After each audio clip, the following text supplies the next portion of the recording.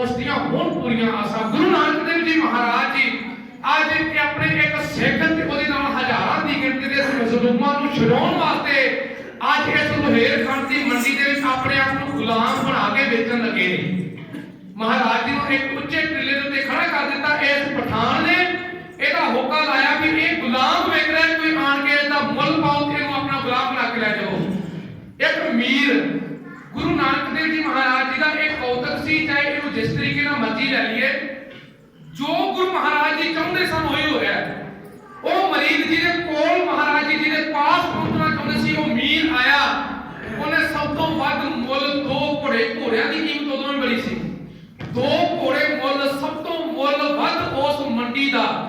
दो घोड़े मुल पाया। याद रखना गुरु के प्यारे, भावां दी दो घोड़े मुल उस दिन दी मंडी दा सब तो वध मुल सी, परंतु वो मीर भुलेखे विच सी भी मुल पा किहदा रहा मैं, ये भुलेखे विच सी। उन्हें इंसान समझिया, गुलाम समझिया, परंतु उन्हें अनजाने दे विच गुरु नानक देव जी महाराज जी का मुल पा दिता दो घोड़े। अज असीं भी नहीं करते हैं। धुरती बाणी आई ते सगली जिंद मिटाई, धन धन श्री गुरु ग्रंथ साहिब जी महाराज जी ते श्रोमणी कमेटी की दर्शनी भेटा 1100 होती है। याद रखना गुरु के प्यारिओ, मैं कहता कोई नहीं लवाऊंगा, 2-4 मिनट के विच अपना इतिहास का निचोड़ कढ़ के किमां दे दर्ज हो जाना है। साडियां घाटां ने अज सानू जागृत होने की लोड़ है। साडियां ये घाटां ने असीं गुरबाणी नूं वेचना शुरू कर दिता। मैं बेनतियां करदा ना अगे भी नगर दे विच मैनूं कोई लालच नहीं, मेरे को एक बच्चा सीखण वास्ते आवे, 100 बच्चे सीखण वास्ते आउण। ये श्री अखंड जाप जिहड़े आपां करदे हां, क्यों ना होवे भी साडे पिंड दे बच्चे खुद करन। साडे पिंड दे विच असीं बाहरों पाठी सिंह क्यों लैके आए, असीं भेडा ही क्यों रखीए। तुसीं मैनूं भी भेडा ना दो, पाठी ਸਿੰਘਾਂ ਨੂੰ भेडा ना दो, तुसीं अपने बच्चों को सिखाओ। याद रखना पाकिस्तान दे विच दर्रा खैबर जिथे जमरोह दा किला बनिया सी, ਉਹਦੇ लागे एक पिंड है।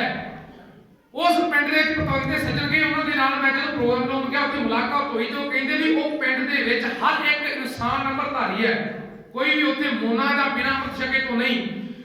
पिंड दे बच्चे आप ही गुरु घर दे विच सेवा करदे ने। एक हफ्ता एक घर दी वारी, दूजे हफ्ता दूजे घर दी वारी, उन्हां दी जिम्मेवारी उन्हां हफ्ता उसे परिवार दी जिम्मेवारी होएगी भी 24 घंटे गुरु महाराज जी की सेवा संभाल तुसीं करनी। कोई भी घटना वापरदी पिंड दे विच तुसीं उत्थे शामिल होना है। ग्रंथी सिंह की जिम्मेवारी एक हफ्ते वास्ते सारे ਨੂੰ ਦਿੱਤੀ ਜਾਂਦੀ है। अखंड पाठ उन्होंने दे बच्चे आप करते हैं। वो कहते भी इत्थे एक घंटा भी ड्यूटी सानू नसीब नहीं होंदी। इन्ने उत्थे शरीर अखंड जाप करने वाले ने। 5 साल का बच्चा संध्या शुरू कर दिता, कि वो सारे पाठी बन के नहीं, पाठी सिंह ही नहीं बनो तुसीं। तुसीं संध्या लो, ਇਹਦੇ ਵਿੱਚੋਂ ਇਹਨੂੰ पढ़ के लोग साइंसदान बन गए ने ना, ਇਹਨੂੰ पढ़ के लोग डॉक्टर बन गए ने, इंजीनियर बन गए ने। गुरु ग्रंथ साहिब जी महाराज जीवन जाग है, जिंदगी की प्रेरणा देने वाला है। असीं अज ਇਹਦਾ मुल असीं एक आम इंसानां वांगू ही पा दिता जी। असीं मुल गुरु जान के नहीं पाया। इसे तरीके नाल जिद्दां असीं ने मेरे वर्गे इंसान नहीं पछाण सके, इसे तरीके दे नाल अज ये मीर पछाण नहीं सकिया। ਇਹਨੇ 2 घोड़े इंसान जान के महाराज जी का मुल पा दिता। मूहरे कोले तुरिया, मगर गुरु महाराज जी ਇਹਦੇ घर पहुंचे ने। 2 तरीकों के गुलाम रखता है। एक गुलाम अजिहे ने ਜਿਹੜੇ ਇਹਨੂੰ ਚੰਗੇ ਲੱਗਦੇ ਨੇ, ਉਹਨਾਂ ਨੂੰ ਘਰਾਂ ਦੇ ਵਿੱਚ ਜਿਹੜੇ ਕਰੈਕਟਰ ਦੇ ਚੰਗੇ ਨੇ, ਉਹਨਾਂ ਨੂੰ ਘਰਾਂ ਦੇ ਵਿੱਚ ਕੰਮ ਕਰਨ ਵਾਸਤੇ ਰੱਖਦਾ, ਆਪਣੇ ਮਹਿਲਾਂ ਦੇ ਵਿੱਚ ਰੱਖਦਾ ਹੈ। ਤੇ ਦੂਸਰੇ ਤਰੀਕੇ ਦੇ ਇਨਸਾਨ ਨੇ ਉਹਨਾਂ ਨੂੰ ਗੁਲਾਮ ਬਣਾ ਕੇ ਖੇਤਾਂ ਦੇ ਵਿੱਚ ਕੰਮ ਕਰਾਉਂਦਾ ਹੈ। ਮਹਾਰਾਜ ਜੀ ਦੇ ਜਦੋਂ ਇਹਨੇ ਹਾਵ ਭਾਵ ਦੇਖੇ, ਗੁਰੂ ਮਹਾਰਾਜ ਜੀ ਦੇ ਚਿਹਰੇ ਦੀ ਤੱਕਣੀ ਦੇਖੀ, ਗੁਰੂ ਮਹਾਰਾਜ ਜੀ ਵੱਲ ਨੂੰ ਦੇਖਿਆ, ਇਹ ਕਹਿਣ ਲੱਗਾ ਗੁਲਾਮ ਤੂੰ ਮੇਰੇ ਖੇਤਾਂ ਵਿੱਚ ਕੰਮ ਕਰਨ ਵਾਲਾ ਨਹੀਂ, ਤੂੰ ਮੇਰੇ ਘਰ ਦਾ ਕੰਮ ਕਰ। महाराज जी मुस्कुराए, सत करतार कह के महाराज जी कह लगे की हुक्म है, मैं घर के काम करांगा। कह लगा दूर जाके बैठ जा, जो काम होगा मैं तेन सद लवांगा। महाराज जी बैठे ने, इन्हें की किया, महाराज जी को शाम वेले आवाज मारी, कहता मेरे नहाउण दा टाइम हो गया, जाके खूह तो पानी मेरे नहाउण वास्ते भर के लेके आ। गागर फड़ा दी हथ दे विच, जिवें अमरदास महाराज जी, गुरु अमरदास जी, गुरु अंगद देव जी महाराज वास्ते गागरा ढोंदे पे सन।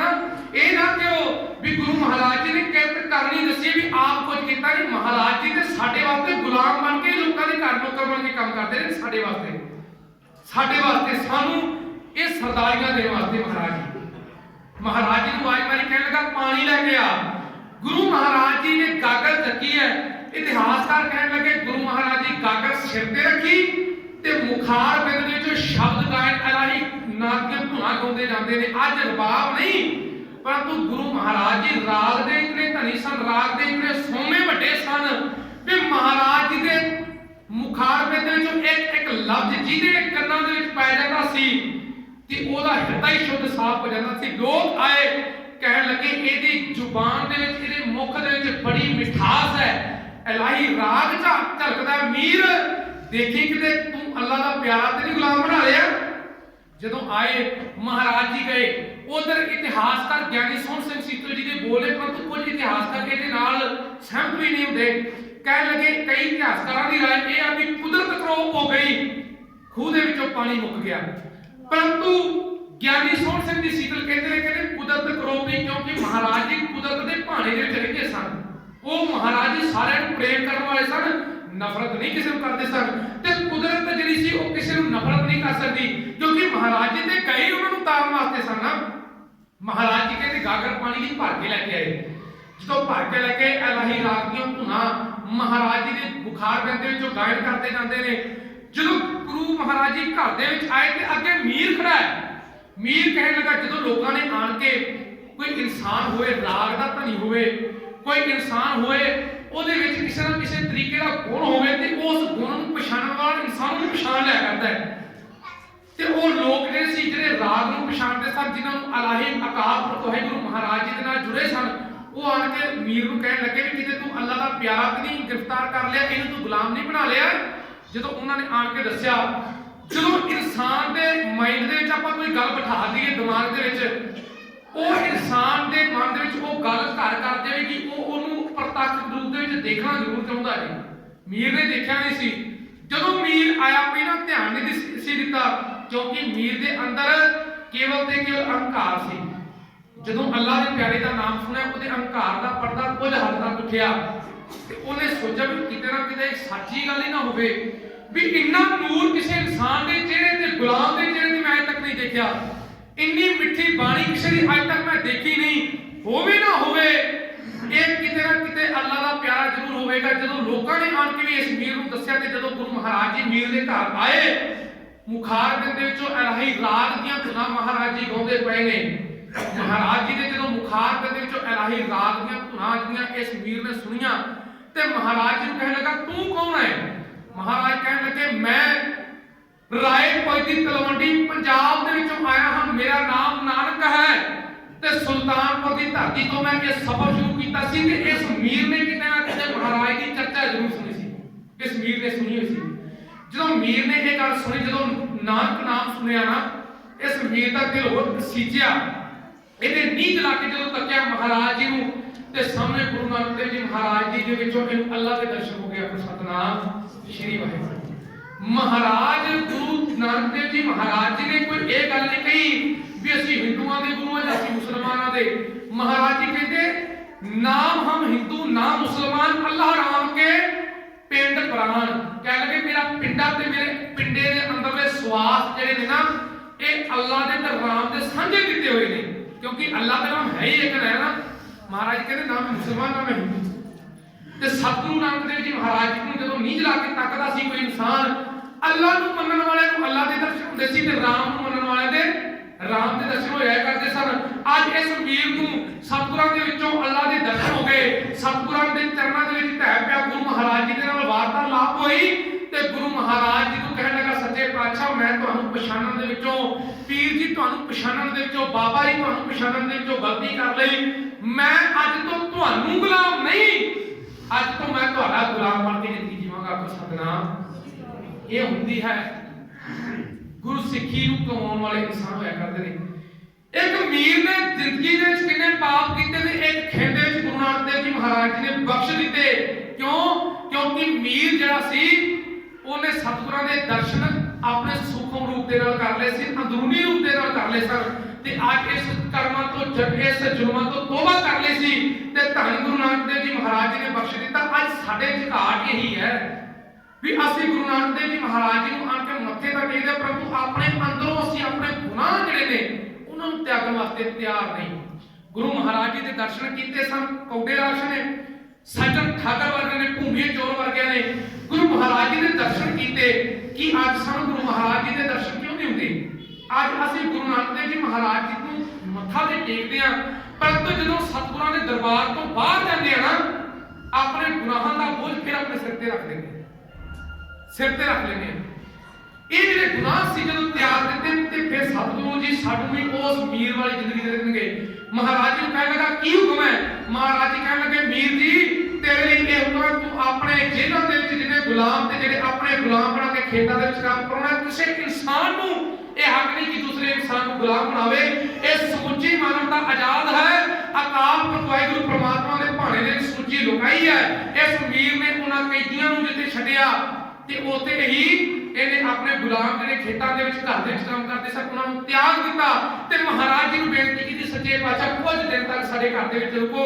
ਮਹਾਰਾਜ ਜੀ ਕਹਿੰਦੇ ਤੇਰੇ ਘਰ ਦੇ ਵਿੱਚ ਰੁਕਾਂਗੇ ਪਰ ਇੱਕ ਕੰਮ ਬੜਾ ਜ਼ਰੂਰੀ ਹੈ। ਸਾਰੇ ਕੈਦੀ ਬਾਹਰ ਜਾ ਚੁੱਕੇ ਨੇ। ਮਹਾਰਾਜ ਜੀ ਕਹਿੰਦੇ ਤੇਰੀਆਂ ਜੇਲਾਂ ਕਿੱਥੇ ਨੇ? ਮਹਾਰਾਜ ਜੇਲਾਂ ਦੇ ਵੱਲ ਨੂੰ ਗਏ ਨੇ ਤੇ ਜਦੋਂ ਗਏ ਨੇ ਭਾਈ ਹਰਾ ਜੀ ਆ ਦੇਖੋ ਅਰਦਾਸਾਂ ਜਿਹੜਾ ਗਰੀਬ ਜਨ ਮਨ ਕੇ ਬਿਰਥੀ ਕਦੇ ਨਾ ਹੋਵੇ ਜਨ ਕੀ ਅਰਦਾਸ ਉਸ ਅਰਦਾਸ ਦੇ ਮਗਰ ਭਗਤੀ ਤੇ ਸ਼ਕਤੀ ਵੀ ਇੰਨੀ ਚਾਹੀਦੀ ਹੈ ਉਹਦੇ ਮਗਰ ਸਾਡੀ ਸੇਵਾ ਭਾਵਨਾ ਇੰਨੀ ਕੋ ਚਾਹੀਦੀ ਹੈ। ਇਹ ਜਿਹੜਾ ਭਾਈ ਹਰਾ ਜੀ ਸੀਗਾ ਇਹਨੇ ਅਰਦਾਸ ਹੀ ਨਹੀਂ ਕੀਤੀ ਉਦੋਂ ਦਾ ਚੌਂਕੜਾ ਮਾਰ ਕੇ ਗੁਰੂ ਨਾਨਕ ਦੇਵ ਜੀ ਮਹਾਰਾਜ ਜੀ ਦਾ ਧਿਆਨ ਧਰ ਕੇ ਕਹਿਣ ਲੱਗਾ ਸੱਚੇ ਪਾਤਸ਼ਾਹ ਜਿੰਨਾ ਚਿਰ ਆਣ ਕੇ ਤੁਸੀਂ ਮੈਨੂੰ ਆਪਣੇ ਹੱਥੀਂ ਉਠਾਉਂਦੇ ਨਹੀਂ ਇਸ ਸਿੱਖ ਦੀ ਸਮਾਧੀ ਨਹੀਂ ਖੁੱਲੇਗੀ। ਆਖੋ ਸਤਨਾਮ। ਅੱਜ ਅਸੀਂ ਕਹਿੰਦੇ ਆ ਵੀ ਭਗਤੀ ਦੀ ਕੋਈ ਲੋੜ ਹੀ ਨਹੀਂ। ਅੱਜ ਅਸੀਂ ਕਹਿੰਦੇ ਗੁਰਬਾਣੀ ਪੜ੍ਹਨ ਦੀ ਨਿਤਨੇਮ ਦੀ ਲੋੜ ਹੀ ਨਹੀਂ। ਆ ਭਾਈ ਹਰਿਆ ਜੀ ਨੇ ਸਮਾਧੀ ਮਾਰੀ ਹੈ ਦਿਲ ਦੀਆਂ ਤਾਰਾਂ ਖੜਕੀਆਂ ਨੇ। ਰਾਜੇ ਸ਼ਿਵਨਾਥ ਦਾ ਜ਼ਿਕਰ ਹੋ ਰਿਹਾ ਸੀਗਾ। ਰਾਜੇ ਸ਼ਿਵਨਾਥ ਨੇ ਵੀ ਭਗਤੀ ਕੀਤੀ ਤੇ ਸਤਿਗੁਰਾਂ ਦੇ ਦਰਸ਼ਨ ਕੀਤੇ ਨੇ ਨਾ ਪਰੰਤੂ ਭਗਤੀ ਸੱਚੀ ਸ਼ਰਧਾ ਦੀ ਭਗਤੀ ਸੀ ਤੇ ਸੱਚੀ ਭਾਵਨਾ ਦੀ ਭਗਤੀ ਸੀ। ਉਹਨੇ ਵੀ ਗੁਰੂ ਮਹਾਰਾਜ ਜੀ ਦੇ ਕਈ ਪ੍ਰੀਖਿਆ ਲਈਆਂ ਨੇ। ਰਾਜੇ ਸ਼ਿਵਨਾਥ ਨੇ ਐਵੇਂ ਹੀ ਕਿਉਂਕਿ ਗੁਰੂ ਮਹਾਰਾਜ ਜੀ ਤੋਂ ਪਹਿਲਾਂ ਅੱਜ ਵੀ ਸਾਡੇ ਵਿੱਚ ਨੇ ਬੜੇ ਪਖੰਡੀ ਨਾਨਕ ਬਣ ਕੇ ਵੀ ਆਏ ਸਨ। ਅੱਜ ਵੀ ਪਖੰਡੀ ਰੱਬ ਬਣ ਕੇ ਬੈਠੇ ਨੇ।